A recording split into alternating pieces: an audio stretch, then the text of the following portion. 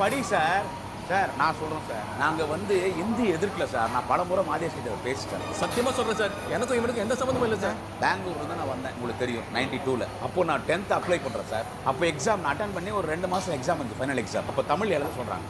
நான் எப்படி வந்த உடனே தமிழ் எழுத முடியும்? தமிழ் கத்துக்கினேன், எழுத படிக்க.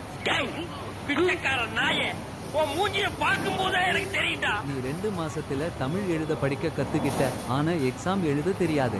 யாருகிட்ட ரீல் விடுற? டேய், என்ன இடிச்சவாய் நினைச்சிட்டியா இல்ல பைத்தியக்காரன் நினைச்சிட்டியா?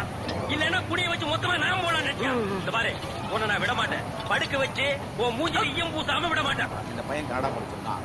இவன் கன்னடா எக்ஸாம் எழுத விரும்புறான்னு சொன்ன உடனே எனக்கு கர்நாடகாவில் வந்து ஒரு கன்னடா பேப்பர் இருந்துச்சு. நான் கன்னடா எழுதுனேன்.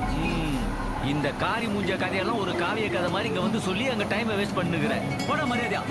ஆனா நீ எப்படி தமிழ்நாட்டில் வந்து கட்டாயமா தமிழ் இங்கிலீஷ் மீடியமா இருந்தா கூட கட்டாயமா தமிழ் படிச்சாகணும். இது